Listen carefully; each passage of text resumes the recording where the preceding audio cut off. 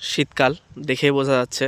এখন ভরা দুপুরবেলা, দুপুর ২টা বাজে। তারপরেও কিন্তু কোনোরকম কোনো রোদের দেখা নেই আজকে।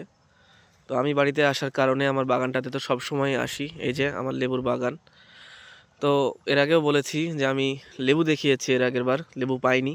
এবারও বলেছিলাম হয়তো পাবো না। তো সেই একই অবস্থা, দেখুন আমার গাছগুলোতে কিন্তু অনেক লেবু ছিল। এখন ওই সেই নতুন করে যে লেবুগুলো আসছে, ওইগুলোই শুধুমাত্র দেখা যাচ্ছে। আর এসব গাছগুলোতে বেশ ভালো পরিমাণে লেবু ছিল, কিন্তু বড় লেবুগুলো নেই। এখন এই যে ছোট যে লেবুগুলো আবার নতুন করে হচ্ছে, শুধুমাত্র সেগুলোই আছে। বাদবাকি বড়গুলো চোরের দল তুলে নিয়ে গেছে।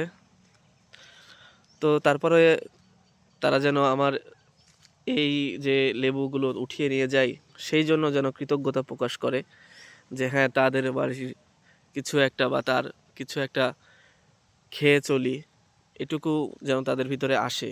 বড়াই যেন না করে যে নিয়ে এসেছি, খেয়ে নিয়েছি। তাদেরকে মনে রাখতে হবে এটা চুরির জিনিস, চুরি করে খাচ্ছে এবং আমার জিনিস, তার জিনিস না। এখানে তার কোনো বাহাদুরি নেই।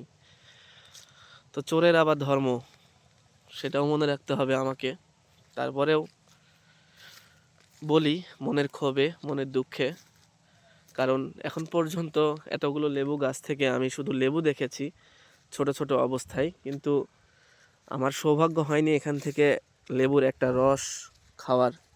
আমার সৌভাগ্য হয়নি। তো যার কারণে অনেক সময় অনেক কথা রাগের থেকেও কষ্টে বের হয় বেশি।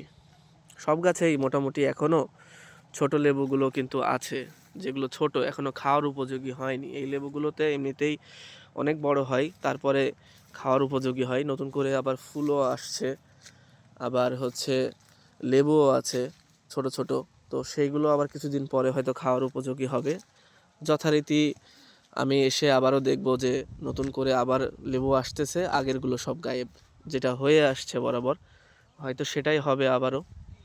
তো এগুলো নিয়ে কার প্রতি অভিযোগ করব?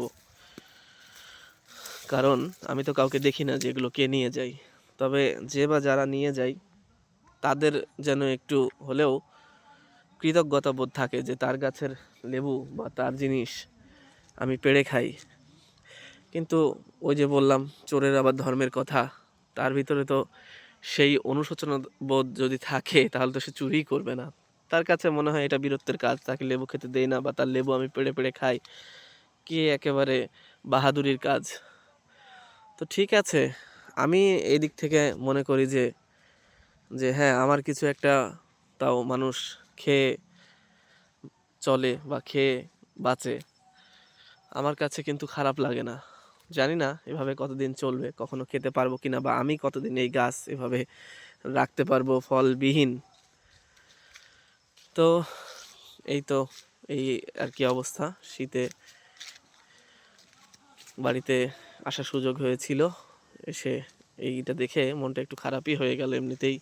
এবার বাড়ি এসে নানা রকম আমার দাদি মারা যাওয়ার কারণে মনটা এমনিতেই খারাপ।